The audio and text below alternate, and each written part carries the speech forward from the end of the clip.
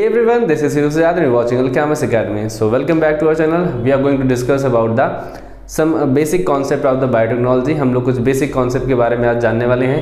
Even हम लोग ये भी आज सीखेंगे इसमें कि क्या एडवांटेज हो सकते हैं बायोटेक्नोलॉजी के, क्या हैं. ठीक है, बात करते हैं हम हाइब्रिडाइजेशन टेक्निक्स की. आपने अर्लियर क्लासेस में या फिर इससे पहले या फिर अगर हम लोग पास्ट में चलें थोड़ा सा, तो वहाँ पे जो हाइब्रिडाइजेशन टेक्निक्स थी, मतलब कि हम सुपीरियर कैरेक्टर को कैसे किसी ऑर्गेनिज्म में पा सकते थे. तो हम क्या करते थे, बेसिकली आपको कॉन्सेप्ट समझ में आ जाएगा इजीली. जैसे सपोज कोई प्लांट था, है ना. इस प्लांट के जो फीचर्स ये थे कि इनमें जो फ्रूट बनता था, इसका जो फ्रूट था उसमें प्रोटीन का अमाउंट सपोज बहुत अच्छा था, है ना, सफिशिएंट अमाउंट था, मतलब नॉर्मल से अच्छा था यूजुअली, है ना. ठीक है, तो हम क्या करते थे, अगर इसकी कोई अदर स्पीसीज किसी और रीजन में रह रही है, उसमें पर अमाउंट ऑफ प्रोटीन अच्छा नहीं है, तो हम क्या करते थे, उस अदर रीजन वाली प्लांट को लाके या फिर उसमें ले जाके इनमें हाइब्रिडाइजेशन करवाते थे. हाइब्रिडाइजेशन करवाते थे मतलब क्रॉस पॉलिनेशन करवाते थे, एक तरह से कह सकते हो, है ना. और क्रॉस पॉलिनेशन के बाद जब F1 जनरेशन बनती थी, तो यहाँ पे सुपीरियर कैरेक्टर वाले, मतलब ये वाले जो प्लांट हैं, इनमें जो प्रोटीन था या जो जीन इसके हैं वो इसमें भी आ जाते थे और हमें एक अच्छी जनरेशन मिल जाती थी. लेकिन इसका ड्रॉबैक ये था कि यहाँ पे प्रोटीन के कैरेक्टर आने के साथ साथ यहाँ पे कुछ अनवांटेड कैरेक्टर भी ट्रांसमिट हो जाते थे. अनवांटेड कैरेक्टर्स या जीन की हम लोग बात करें, अनवांटेड कैरेक्टर या जीन में भी ट्रांसफर हो जाते थे इस F1 जनरेशन में, और फिर वो जनरेशन टू जनरेशन फ्लो उनका मेंटेन रहता था. But by using biotechnology we can isolate a particular piece of DNA और पार्टिकुलर सेगमेंट ऑफ डीएनए. हम किसी पार्टिकुलर पीस या पार्टिकुलर सेगमेंट को ट्रांसफर करवा सकते हैं, मतलब होस्ट ऑर्गेनिज्म में हम डाल सकते हैं. ठीक है, तो इससे क्या होगा कि जो हमारा अनवांटेड कैरेक्टर्स या अनवांटेड जीन जो ट्रेवल कर रहे थे जनरेशन टू जनरेशन, वो नहीं होंगे, उनका फ्लो नहीं होगा, यानी हमें केवल हमारा डिजायर्ड सेट ऑफ कैरेक्टर्स मिलेंगे. ठीक है, तो ये एक तरह से यहाँ पे आपको समझने की बात है. ठीक है, जहाँ पे कि हाइब्रिडाइजेशन की जो ओल्ड टेक्निक थी उसमें हम लोगों ने देखा था कि हमारा जो अनवांटेड कैरेक्टर्स हैं वो भी फ्लो में आ जाते हैं, पर यहाँ पे ऐसा नहीं है. Now let's see a basic explanation about the how we can form a recombinant DNA और कैसे ये टेक्निक्स काम करती हैं. ठीक है, सपोज एक कोई प्लांट है, ओके. ठीक है, तो जैसे प्लांट की बात नहीं, हम लोग बात कर रहे थे ना ल्यूसीफेरिन की, तो उसी की बात कर लेते हैं कि जो फायरफ्लाइज हैं, फायरफ्लाइज, इनमें एक प्रोटीन होती है जिसे हम कहते हैं ल्यूसीफेरिन या ल्यूसीफेरेज एंजाइम होता है ना. उसकी बात हम लोग करेंगे. ल्यूसीफेरेज या ल्यूसीफेरिन एंजाइम होता है, और ये क्या करता है, ग्लो करवाता है डार्क टाइम में, इसकी वजह से जो ग्लो होता है. ये क्या है बेटा, एक प्रोटीन है. तो हमने क्या किया कि हमारे इस डिजायर्ड मॉलिक्यूल को बनाना है हमें प्लांट में. सपोज एक हमारे पास दूसरा ऑर्गेनिज्म है, दैट इज प्लांट, है ना, उसमें हमें बनाना है, या फिर हमें इस पार्टिकुलर प्रोटीन को अलग से बनाना है. ठीक है, तो हम क्या करते हैं, पहला आपका बायोटेक्नोलॉजी मतलब ये जो रिकॉम्बिनेंट डीएनए टेक्नोलॉजी का पहला स्टेप आपका यही है कि आपको आइडेंटिफाई करना है दैट व्हाट यू वांट या व्हाट यू नीड. आपको ज़रूरत किस चीज़ की है, कौन से पार्टिकुलर सेगमेंट की ज़रूरत है जीनोम में. तो हम क्या करते हैं, हमने पहचान लिया, सपोज ये ल्यूसीफेरिन या ये इस फायरफ्लाई का डीएनए था और हमारा जो पीस ऑफ डीएनए है वो यहाँ से यहाँ तक का था, है ना. तो हमने क्या किया, इस पीस ऑफ डीएनए को कट कर लिया. ठीक है, इस पीस ऑफ डीएनए को क्या किया बेटा, कट कर लिया. ये 3' होगा, ये 5', एक अजम्पशन हमने यहाँ पे लगा लिया कि ये 3' है और 5' है. ठीक है, हमने कट कर लिया. ये हमारा डिजायर्ड मॉलिक्यूल है ना, जो हमें अदर ऑर्गेनिज्म में ट्रांसफर कराना है या फिर जिससे हमें प्रोडक्ट ऑब्टेन करना है। तो अब हम क्या करेंगे कि हमने लिया प्लाज्मिड, व्हाट वी चूज, हमने चूज किया प्लाज्मिड। प्लाज्मिड हमने आपको बताया था कि प्लाज्मिड एक एक्स्ट्रा सेलुलर डीएनए होता है जो बैक्टीरिया वगैरह में पाया जाता है, सर्कुलर डीएनए होता है। और इसके पास हमने इसे चूज क्यों करते हैं, क्योंकि इसके पास ओराई होता है, ओरिजिन ऑफ रेप्लिकेशन होता है, मतलब इट कैन रेप्लिकेट, ये अपने आप में रेप्लिकेट कर सकता है, अपने नंबर्स को बढ़ा सकता है, कॉपी कर सकता है। ठीक है, तो हम क्या करते हैं केमिकल्स के थ्रू या केमिकल्स के मदद से, इंडोन्यूक्लियेजेस की मदद से, इंडोन्यूक्लियेज की हेल्प से इसे कट कर देते हैं।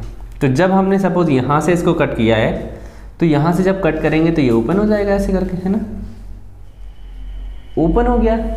ठीक है, इस तरह से लीनियर फॉर्म में आ जाएगा, थोड़ा सा ओपन होके।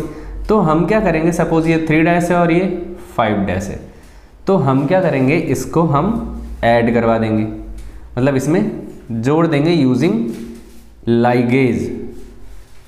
लाइगेज की मदद से हम इसे जोड़ देते हैं। तो जो हमारा डीएनए होगा, यानी जो हमारा प्लाज्मिड होगा, वो कुछ इस तरह से हो जाएगा। ये आपका डिजायर्ड मॉलिक्यूल और ये आपका रिमेनिंग प्लाज्मिड मॉलिक्यूल ऐसे नजर आने लगेगा, है ना। ये आपका क्या है बेटा, दिस इज डिजायर्ड मॉलिक्यूल या piece of DNA, desired DNA, है ना। और ये आपका प्लाज्मिड है। ठीक है, अब ये प्लाज्मिड यानी हमने बना लिया, तो इसको हम कहेंगे रिकॉम्बिनेंट डीएनए। क्योंकि हमने इसको अलग से एक desired piece of DNA add किया तो रिकॉम्बिनेंट डीएनए से बोल रहे हैं। ठीक है, अब we need to transfer it from where it can multiply और ट्रांसलेट, ट्रांसक्रिप्शन करे और ट्रांसलेशन करे जिससे हमारा डिजायर्ड प्रोडक्ट बने। तो व्हाट वी डू, हम क्या करते हैं कि सपोज हमें प्लांट में इसे भेजना था, तो हमने इसकी प्लांट सेल में इसका इन्फेक्शन करवा दिया। अब कैसे करवाएंगे, देखो हमने इसे प्लांट सेल में या तो एम्ब्रियोनिक स्टेज में डाल दें हम उसको, है ना, या तो वेक्टर की मदद से, प्लाज्मिड वेक्टर की मदद से, बैक्टीरियोफेजेस की वजह से या बैक्टीरिया की मदद से हम इसे प्लांट सेल में एंटर करवा दिया, यानी लीफ में वो एंटर हो गया, है ना। तो जब ये ओवरटेक करेगा इस यहाँ पे प्रेजेंट सेल की मशीनरीज को, तो उसके साथ साथ जब इसके सारे कंपोनेंट ट्रांसलेशन करेंगे, यहाँ पे जितने भी जीन हैं वो ट्रांसलेशन करेंगे, तो यहाँ पे क्योंकि हमने ओराई के पास इसको ऐड कर रखा था, तो जब ओराई ट्रांसलेशन करेगा, ट्रांसक्रिप्शन करेगा, तो ये वाला पीस भी ट्रांसलेशन करेगा। इसका मतलब वो डिजायर्ड जीन वाली प्रोटीन भी आपकी, डिजायर प्रोटीन भी क्या होगी, बनेगी। ठीक है, तो जब आपकी डिजायर्ड प्रोटीन बनेगी तो ये प्लांट भी ग्लो करेगा। या फिर हम इसे बैक्टीरिया में ट्रांसफर कर सकते हैं, we can also transfer it into bacteria, हम लोग बैक्टीरिया में ट्रांसफर कर सकते हैं, है ना। तो जब बैक्टीरिया में हम ट्रांसफर करेंगे, यहाँ पे आपका बैक्टीरिया में ट्रांसफर करेंगे, तो बैक्टीरिया में जाने के बाद ये अपना क्या करेगा, ट्रांसक्रिप्शन करेगा और फिर ट्रांसलेशन करेगा एंड फिर प्रोटीन बनाएगा। ठीक है, ये कुछ इस तरह से होगा। ये तो एक बेसिक कॉन्सेप्ट है आपको समझने के लिए। तो हम कहीं पे भी क्या कर सकते हैं, एंटर करवा सकते हैं इस तरह से इन टेक्निक्स का यूज करके। इसी को हम लोग बोलते हैं आरडीएनए टेक्नोलॉजी। और अलग अलग मॉलिक्यूल्स, केमिकल्स की मदद से हम ये सारे काम करते हैं, जिन्हें हम बायोटेक्नोलॉजिकल टूल्स कहते हैं, उनकी हम लोग बात करेंगे। ठीक है, तो ये जो टेक्निक है, अगर हम बात करें, ये जो टेक्निक है फर्स्ट किसने डिस्कवर की और कैसे डिस्कवर की, इसकी हम लोग बात कर लेते हैं यहाँ पे। तो एक साइंटिस्ट है हर्बर्ट बोयर।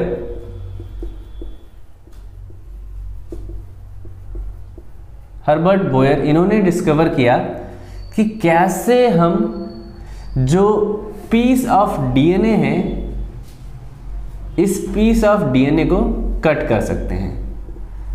कैसे हम कट कर सकते हैं, इसको हमने डिस्कवर, इन्होंने किया।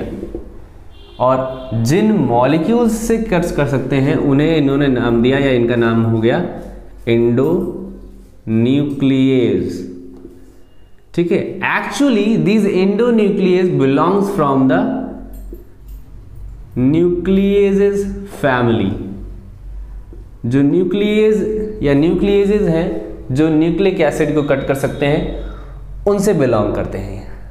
ठीक है, तो जब इन्होंने क्या किया, एक बैक्टीरियल सेल को ऑब्जर्व किया जिसमें बैक्टीरियोफेज का इन्फेक्शन हो रहा था।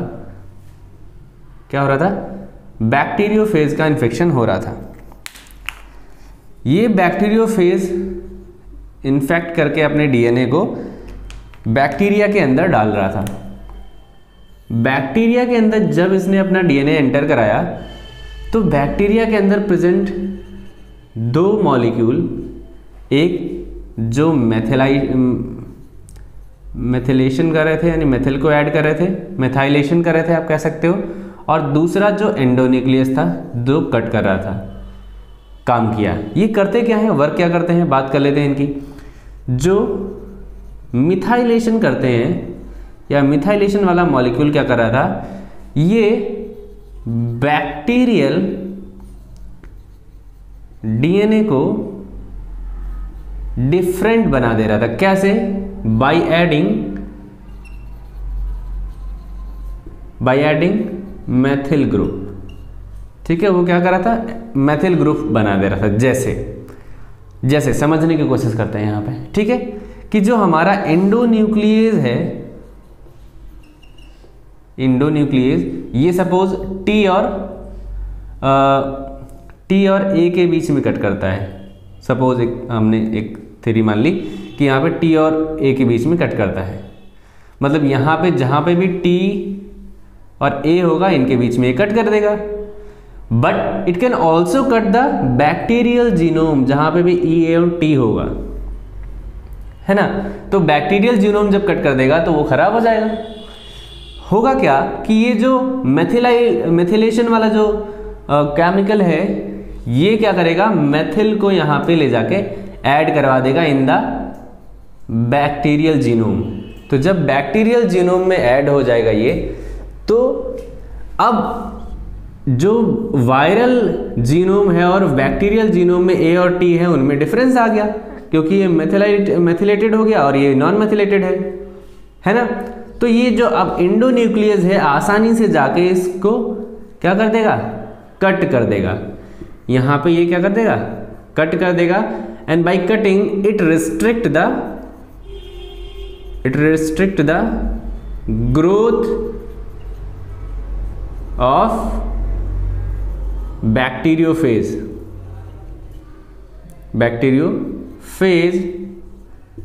डीएनए, है ना। इसने क्या किया, रोक दिया, रिस्ट्रिक्ट कर दिया बैक्टीरियोफेज के डीएनए को। तो इसीलिए इस तरह के हम इन्हें एंडोन्यूक्लियस को रिस्ट्रिक्शन एंजाइम्स भी कहते हैं। ठीक है, तो ये जो एंडोन्यूक्लियस है, इसकी डिस्कवरी किसने की बेटा, हर्बर्ट बोयर ने की थी। ये टेक्नोलॉजी किसने डिस्कवर की, एक तरह से हर्बर्ट बोयर ने डिस्कवर की जब ये काम कर रहे थे किसी ऐसे ही एक बैक्टीरिया के ऊपर। ठीक है, दूसरा जो हमारा है कि एक टेक्निक और आती है जिसमें हम लोगों ने क्या किया था कि डिजायर्ड प्लाज्मिड को या डिजायर्ड मॉलिक्यूल को ऐड करने के बाद प्लाज्मिड को एंटर करवाया था बैक्टीरियल सेल में, या फिर हमने एंटर करवाया था प्लांट सेल में। तो ये जो टेक्निक है इसको हम यहाँ पे इरेज कर दे रहे हैं। दूसरा जो ये टेक्निक है that removal of plasmid, it means कैसे हम किसी बैक्टीरियल सेल से और माइक्रो ऑर्गेनिज्म से प्लाज्मिड को निकाल सकते हैं। एंड ऑल्सो, और हम क्या कर सकते हैं, एडिशन ऑफ प्लाज्मिड और इंसर्शन इसे कहते हैं, insertion of plasmid. Removal of plasmid and insertion of plasmid की जो टेक्निक्स हैं वो किसने डिस्कवर की, वो स्टैनले कोहेन ने की। ठीक है, स्टैनले कोहेन ने ये टेक्निक जो है इन्होंने डेवलप की।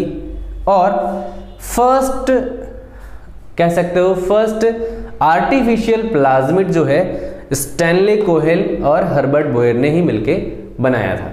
ठीक है, तो आज की वीडियो में इतना ही रखेंगे, जल्दी से रिवाइज कर लेते हैं एंड फिर हम लोग नेक्स्ट वीडियो में देखेंगे कि जो हर्बर्ट बोयर हैं और स्टैनले कोहेन ने किस तरह के प्लाज्मिड को बनाया था, कैसे बनाया था।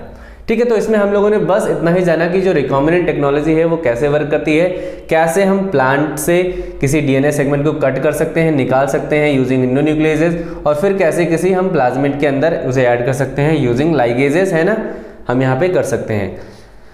एंड फिर हम लोगों ने इसे आरडीएनए का नाम दिया, आरडीएनए जो बना है रिकॉम्बिनेंट डीएनए, और इसको हम कैसे फिर बाद में इंसर्ट कर सकते हैं किसी बैक्टीरियल सेल में, और फिर अपने जीन ऑफ इंटरेस्ट को हम या फिर हम जीन ऑफ प्रोडक्ट को अपने बनवा सकते हैं वहाँ पे, इंटरेस्ट ऑफ जो प्रोडक्ट ऑफ इंटरेस्ट जो है वो हमारा वहाँ पे बन जाएगा। ठीक है, और फिर हमने बाद में देखा कि हर्बर्ट बोयर जो है उन्होंने क्या किया बेटा, ये जो इंडोन्यूक्लियस है उसकी डिस्कवरी की। ठीक है, या न्यूक्लियस फैमिली से बिलोंग करता है, ये हमें आपको पता है। फिर हमने देखा कि ये कैसे दो तरह के जो मेथाइलेशन वाले एक प्रोडक्ट होता है, एक केमिकल होता है और इंडोन्यूक्लियस होता है, वो क्या क्या करते हैं, या फिर कैसे बैक्टीरियल जो सेल है वो आइडेंटिफाई कर पाती है कि हमारा जीनोम कौन सा है और दूसरे का जीनोम कौन सा है। तो यहाँ पे मेथाइलेशन हो जाता है और इस वजह से उसमें डिफरेंशिएट क्रिएट हो जाता है, डिफरेंस क्रिएट हो जाता है। सेकंड अगर हम लोग बात करते हैं तो removal of plasmid from any bacterial cell और एडिशन ऑफ और insertion of plasmid into the bacterial और माइक्रोबियल सेल, इस टेक्निक को डिस्कवर किया किसने, स्टैनले कोहेन ने। इन्होंने ही फर्स्ट आर्टिफिशियल रिकॉम्बिनेंट जो प्लाज्मिड है वो बनाया था। तो उसकी बात हम लोग नेक्स्ट वीडियो में करेंगे। So till then keep smiling and keep planning. Thank you.